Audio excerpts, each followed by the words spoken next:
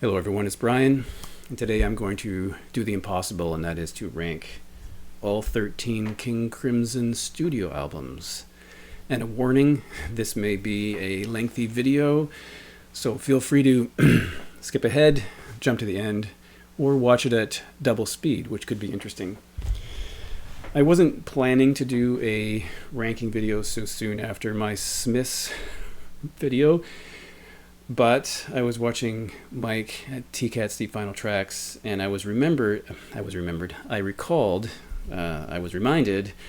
that I had in fact made a list of my favorite King Crimson records, so I dug it out, made a few minor adjustments to it, and then I had a comment exchange with Garage Geek, who had shown some King Crimson content, and I more or less committed to doing a ranking video when I watched his video, so that's kind of cool. Now, it is kind of difficult because they're all great records. So I'm not going to say worst to best. I'm going to say great to greatest, perhaps. That's a good way to put it. And, of course, any of these could be someone's favorite King Crimson record. In fact, when I was preparing for this video, I listened to a few things on YouTube rather than pulling out the CD or the record, and I remember on the record I have as number 13, someone said, "This is my favorite King Crimson record." I said, "Wow, really? That's your favorite? That's surprising." It's kind of like choosing your favorite child. I mean, most people probably would not have one, or at least they wouldn't admit to it. At least I'm going to admit to which is my favorite King Crimson record. So I don't think there's bad albums. I don't think there's a bad King Crimson record here. I think they're all great. And it was challenging. It took me a while to figure this out. Now, King Crimson is often regarded as being the founder or the inventor of prog rock. That is something I'm not going to say yes or no to. I'm not sure if it is or not, if that's true or not. One thing that's unique about the band is that it's had multiple lineups. So Robert Fripp is the only consistent member from day one in 1969 to the present. For more than 50 years, he's been the only consistent member. That means that there has been a cast of other people, a whole cast of characters, like different musicians, different singers, which changes the sound of the band immensely. So in some places you have mellotron and flute and sax and violins and violas, and sometimes you have none of that. So it does change the way the band sounds, of course. And it is weird hearing live music in later versions of the band who are playing music that was recorded by a different lineup. That's often very interesting to hear. So having gone almost to 3 minutes without ever ranking anything, here we go, and something has to be 13, and for my ranking it's going to be Lizard, the band's third record from 1970. Here is I'll open this up, because I do like the album cover on this. I don't love the inside so much. This is a bit of a mix of really interesting styles, so it has a bit of what you might say is classical characteristics. It's got some maybe jazz elements to it as well, saxophone and that kind of thing. It's an early lineup. I guess if you were to characterize the criticisms of this record, it would be that maybe the singer Gordon Haskell wasn't quite up to the task. After all, on Indoor Games, he breaks into laughter at the end, and is that because he blew it, or did he think it was funny? It's not a great track, but so a bit of a misfire, kind of a mess in places. And on that, we can look to Robert Fripp for agreement, because he said that he didn't love this record either until he heard the Steven Wilson 40th anniversary mix, and I haven't heard that, so maybe it makes it better. Circus is a great track. Side 2 is a sidelong epic, and they brought in John Anderson from Yes to sing part of it, so there you go. That might actually support the fact that maybe Gordon Haskell wasn't up to it. Happy Family is a weird song, because if you look at the cover where the eye is here, that is the Beatles apparently. So Happy Family is about the Beatles. There are some kind of boring parts. Lady of the Dancing Water is a bit boring to me. It ends kind of on a meh with Big Top, but not bad. I think this is a good record. It and the next one I'm going to show you are the only two King Crimson records I don't have on CD, and I bought them both at a church rummage sale in the late 80s for $1 each. So that means number 12, the band's fourth record, is Islands from 1971. I do really like this cover. This is kind of a mellowy, weirdly jazz kind of thing. Maybe it's a forgotten record. Maybe people don't talk about it very often. Underappreciated, perhaps. Well recorded, and I think that these two records are nearly as good as things that came later. Like it starts with Formentera Lady, which is a bit boring, in my opinion. But on the other hand, Sailor's Tale I think is classic. One of my favorite King Crimson tracks. I'm not going to go track by track or lineup by lineup because there's too much to do. The Letters has really weird lyrics. Ladies of the Road, maybe a bit salacious. Prelude, Song of the Gulls is kind of boring. I think the title track is a bit mellow. So a bit aimless, but the musicianship is great. Like I think that is something they excel at, although the record didn't really speak to me as much, although I do like it. Number 11, perhaps the first controversial ranking in that I have In the Wake of Poseidon at number 11.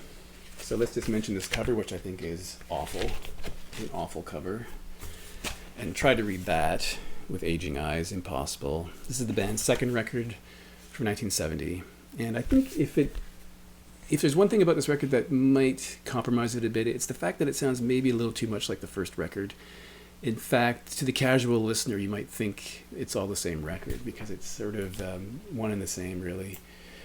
I will say that there's a brief opening. Pictures of a City, I think, is really good. Cadence and Cascade, I find a bit boring. On the other hand, In the Wake of Poseidon, the title track, I think, is good. It has what we call maybe I don't know if it's fair to say this, but Cat Food, which sounds like a novelty song to me. I don't think that's a great track. The Devil's Triangle, there's 3 parts of that, and I think the first part is really good, better than the third part. So it's kind of, it sounds a lot like the first record. That's a funny thing to say because the 80s records sound alike too, and I really like those, but anyway, I put it at number 10. No, number 11, so... Okay, number 10, we go all the way to 1982 for Beat, the second of the King Crimson 80s records. Now, this is the second one they did, so logically I should be saying this about the one that came before this, but that comes later. So let me just say a few things about this lineup. First of all, it's Ballou, Fripp, Levin, and Bruford. So 2 Americans, 2 British guys, and critically, 2 guitarists. This is the first time, the previous record, this lineup, the 80s trilogy, first time we've had 2 guitarists in the lineup of King Crimson, which I think is a really it really changes the complexity of the band. And also we don't have the mellotron or saxes and flutes and stringed instruments. It's more straight ahead because we got guitar. I mean, Fripp does do some Frippertronics, and then we have Levin on stick and bass, and then we have drumming from Bill Bruford. So one of the criticisms with this record might be that it sounds too much like an Adrian Ballou solo record. I mean, he was making solo records at this time. I'm not sure that's entirely fair. Let's not forget that Adrian Ballou is a really excellent guitar player, really inventive. He's played with Talking Heads and Frank Zappa and David Bowie and others. Really well known to be an excellent, unique guitar player. But I think what's not often said about him is that he is, in my opinion, the best singer, the best vocalist King Crimson has ever had. His vocals are really, really good. And I would say he's written the best lyrics of any iteration of King Crimson. So, great guitar player, excellent singer, excellent lyricist, and I think that's sometimes forgotten. So it starts with, by the way, Beat. I love this cover, by the way, and Beat being a reference to the Beat Poets. And the first track is Neil and Jack and Me, with Neil Cassidy, Jack Kerouac, etc. So sort of reference to the Beat Poets.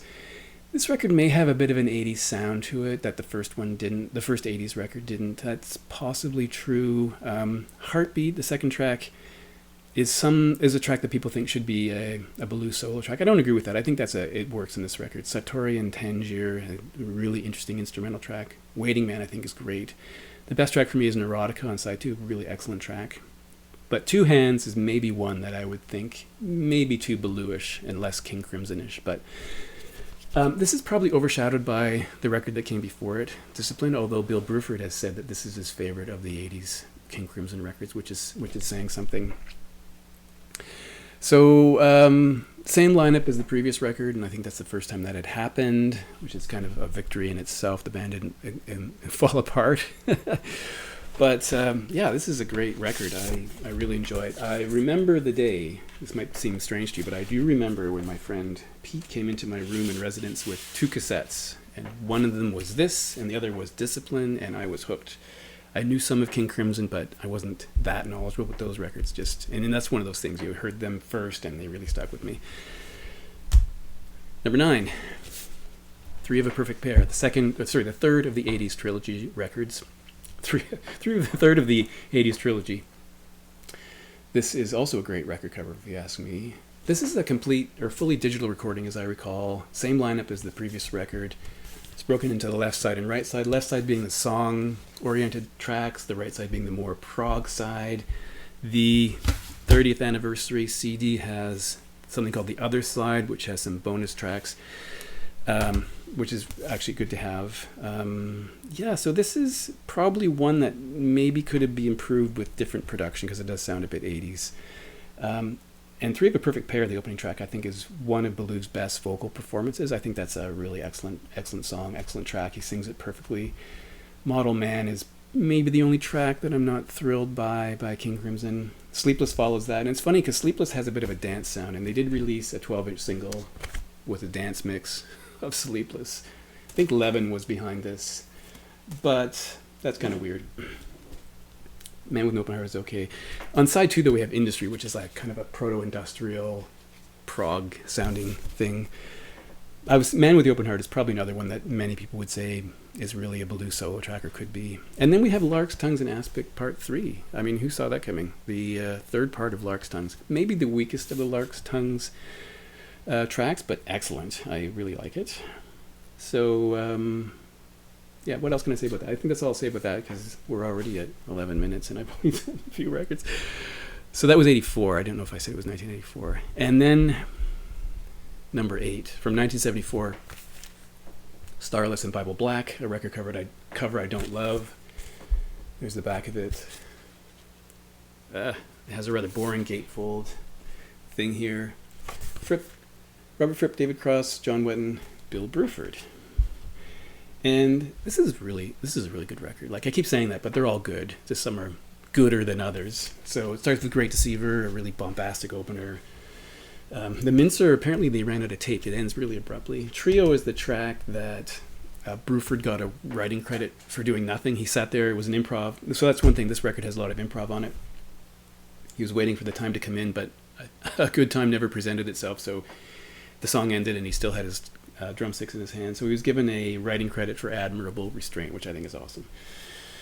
Yeah, this is really good. And for me, though, side 2, Starless and Bible Black and Fracture. If you were to say, what is the best complete side of any King Crimson record, I think this would be it. Side 2 of this record. I think it's phenomenal. Fracture.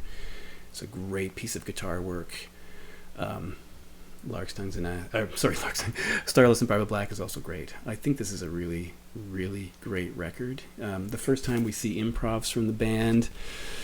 And, it does have that thing where they do a lot of, sometimes do ballady things, so the Night Watch is a little bit like that, and I'm not as thrilled with those about some of the other songs they have, but I think this is great. The other thing I didn't say is these are largely, I think they're all Canadian pressings from back in the day, so just so you know. All right, probably the next controversial ranking for me is a record that was originally released on CD called The Construction of Light. So this was originally on CD. When they released it on vinyl, they made some changes and called it The Reconstruction of Light. Love that album cover, by the way. It's the back.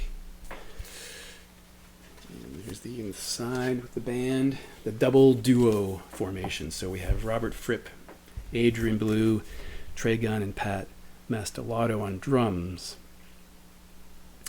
So I read somewhere that the reason this was changed was that when they were planning to do a vinyl version of it, the drum tracks were missing or lost or corrupt or something. So Pat redid them in the studio. And when he redid them, they dumped the electronic drums that were on this recording, moving to, I guess you call them acoustic drums, I suppose. And that improved the record. Also, it's a remix. So some people in the early days would say this was a heavy record that was bogged down by all this bulk or something like that.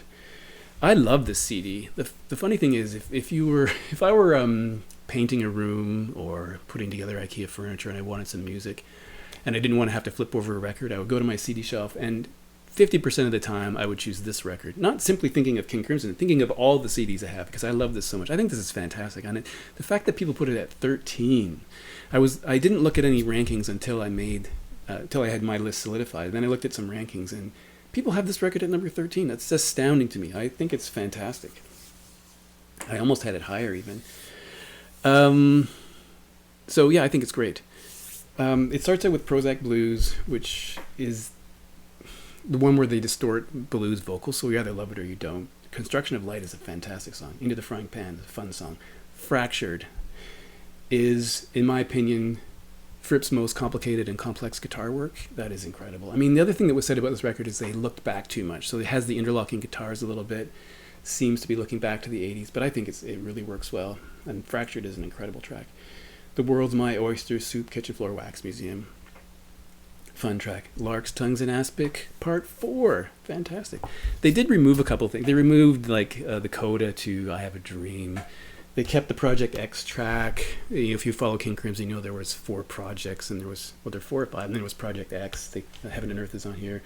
Deception of the Thrush, which was originally a Project 2 track, I think, and it shows up in another place. So I think this is fantastic. I think Fripp said they were reinventing the wheel. Yeah, I guess I can see that. But I think this is great. I love the guitar work on here. So that's at number 7. We'll move from one controversy into another, and that is that number 6 I have chosen, In the Court of the Crimson King, the debut record with this well-known cover. My copy's a little beat up. I should probably get a new one. Now, this is probably the most influential prog rock record ever made, from 1969. And I love it. I think it's great. But not perfect. In the Court of the Crimson King... 21st Century Schizoid Man, an incredible track. I think you'd have lived under a rock if you haven't heard that. I Talk to the Wind is great. A little not perfect great. Epitaph, I think, is an epic track. Really good. I've said before that Moonchild, I think, is a bit boring. It's way too long. And then The Court of the Crimson King, the final track, is also a really great track. I find there's a bit too much mellotron on this record, but it has jazz influences, classical, you might say symphonic. Is it the first prog rock record? It's hard to say. I do love it. It's just that there are some records that I find I listen to more, I'm more interested in. So that's why it ends up at number 6. If you have it at number 1, totally fine. All right. Number 5. Thrack from 1995. The only 90s record from King Crimson. Maybe sounds a bit 90s-ish, possibly. This is the famous double trio configuration of the band. So when we say double trio, we mean 2 guitarists, 2 people playing bass or bass-related instruments, and 2 percussion. So we have Fripp and Ballou on guitars. Of course, Fripp does mellotron, etc., soundscapes. And then we've got Trey Gunn on stick, Tony Levin on bass and upright bass, Pat Mastelotto and Bill Bruford on drums and percussion and whatnot. So this is like a bit of a return. Before they came out with that, they put out this Vroom CD, which had early version of Vroom and Thrack, Sex, Sleep, Eat, Drink, Dream is on here, etc., which I loved. I bought that when it came out, and then they came out with this record. And some of the things are different. Like the Vroom on here is different from the Vroom on here, but Vroom is great. Coda Marine 475 is great. Dinosaur is great. Dinosaur is one of those tracks where you don't know if Ballou is singing about actual dinosaurs or the fact that rock stars are now dinosaurs, one or the other. Baboom, sort of a heavy drumming track. Thrack, which is a really aggressive song. And there'll be a lot of thracking in King Crimson's future live shows. They played it a lot, and even recorded a CD called Thrack Attack, which was improvs from various tours. There's a couple of soundscapey things. There's a song called People, which Ballou said that he wished he had kept for himself, and I think he's probably right about that. I think it's more of a Ballou solo track. You have One Time, it's okay, it's one of those ballady things. Sex, Sleepy, Drink, Dream. I didn't list them all, but then it ends with Vroom Vroom and Vroom Vroom Coda. So I guess the only thing to say about this is that maybe it sounds a bit 90s, and there's maybe at least one track that maybe would have been better on a Blue record. But I think this is a really great record. It was kind of came as a surprise because they hadn't been recording, and they suddenly came back with this new lineup, this really powerful lineup, which I think is really good. So I love this record. You should listen to it. Number 4, we have from 2003. The Power to Believe. And I love this album cover. It's the back of it. This has the same lineup as The Construction of Light, which doesn't happen very often in the King Crimson recording history, but it's the same lineup, the double duo. And I think it's great. It's I guess if people criticize The Construction of Light for being so weighted down, this probably fixes that, although I like them both. This one a little bit better. Starts with an a cappella track. Level 5, the second track, is was originally supposed to be Larks, Tongues, and Aspic Part 5. It's also released on this Level 5 CD, which, if I was going in the car somewhere and I had a CD player and I was driving somewhere, I'd always take this with me because it has Dangerous Curves, which is on here, followed by Level 5, Virtuous Circle, and then The Construction of Light. That's really excellent. It has some of the Blue kind of ballady things like Eyes Wide Open. Electric is fantastic. Facts of Life is great. Happy with What You Have to Be Happy With. That, of course, was also released on a single or a CD. Some of the tracks that are on here were put on the 4th side of this record. The Power to Believe. I think this is a Dangerous Curves, I mentioned, is a great track. This is a really good record. Better than The Construction of Light, but I like them both. And Level 5 for me is the peak on this record. I think it's really great. Dangerous Curves is great. Yeah. Not much to say about that. I think it's really great. So I made it all the way up to number 4. All right. Usually I make videos that are under 15 minutes, so this is weird. Number 3. From 1973, Larks, Tongues, and Aspic. And for me, the best thing about this lineup was the addition of Bill Bruford. This is the first record with Bill Bruford, and I think he makes a huge difference to the band. His drumming is so good. Like, he's really great. There's the track. 6 tracks only, but it starts and ends with Larks, Tongues, and Aspic, Part 1, and then Part 2 at the end. And every song in between is really good. This is David Cross, Robert Fripp, John Wetton, Bill Bruford, and Jamie Muir. Book of Saturday, Exiles, Easy Money, Talking Drum. Talking Drum is fantastic. These are all great tracks. And as I said, this is a Canadian pressing from 73, I guess. Great record. There's some story about why they called the record this, and I think someone in the studio said, what does this sound like? And one of the members said, it sounds like Larks, Tongues, and Aspic. But great record. I really think it's awesome. Oddly, it's weird that I have not much to say about this. I had more to say about records farther down the list, but I think it's great.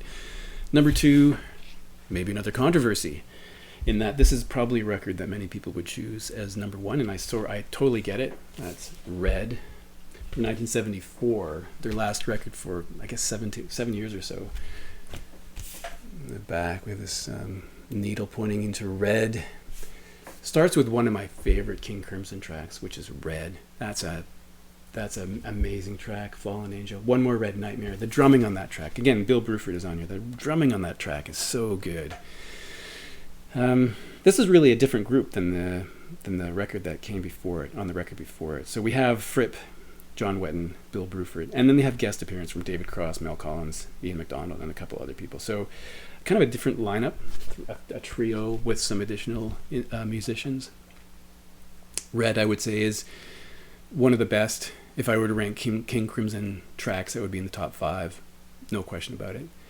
And Starless, the last track, is just a stunning track, epic, really great. So, I don't know what else to say about it. There's only 5 tracks here, very well recorded, and I'm not going to say much about it because it's just that good. Just listen to it. And number 1, if you're following along, you're going to know what this is. Some might be surprised. But for me, this has and always will be my favorite King Crimson record. It's Discipline from 1981. Now, I showed this on a live stream a while ago, and I dropped it, and I bent the corner, which really irritated me because this is like minty. So the Fripp, Ballou, Levin, Bruford lineup, the first First record from these four. Let's just me repeat what I said. When Adrian Belew came into this band, like this is the first record in 7 years. The first one since Red, incidentally. And it just, he added the second guitar, first time for King Crimson. As I said earlier, excellent vocalist, excellent lyricist. I just can't say too many good things about this record. And Belew stayed with his band for 40 plus years. He was with the band right up until the last iteration of the band, right through. Incredible. Like he stayed. He's the longest apart from Fripp to be in the band, deservedly so. This is where he sort of puts on his guitar chops, like Elephant Talk has. He makes his guitar sound like an elephant. Mate Kudasai, he makes it sound like seagulls, frame by frame. Possibly for sure my favorite King Crimson song. If you read about that song, you'll learn that, if you don't already know this, that the way it's structured based on gamelan music is that one of the guitarists is playing in 13, I think. One's playing in 7. I might have that wrong, but what it means is that every measure Fripp falls one note behind until it syncs back up again. Really inventive, I think, really great. We have Indiscipline, which is a really heavy track with some killer drumming from Bill Bruford. Thela and Gingy, which apparently is an anagram for Heat in the Jungle, features a field recording made by Adrian Belew on the streets of New York where he was almost mugged. Sheltering Sky has some world kind of sounding things, I guess. And then we have Discipline, which is fantastic. And I think at some point Fripp removed his solo from that. I think I have the definitive edition CD and the Fripp solo is removed and then he puts it back in. So on this CD it has both versions of, this is the 30th anniversary edition, both versions of Discipline are on here. Yeah, that's right. Whew. So what else can I say about this? I think it's epic. I've said epic too many times, but I think this is clearly my favorite King Crimson record. And as I said, it might have had something to do with the fact that it was the first one that I was intimately aware of. Like I knew King Crimson tracks, but this is the first King Crimson record I heard from start to finish. I love the album cover. I think it's amazing. So I would like to know what yours are, but just tell me your favorite or not. Thanks for enduring 27 minutes of me talking about King Crimson. But I will stop now because I've spoken too long. But thanks for watching, and I'll talk to you later.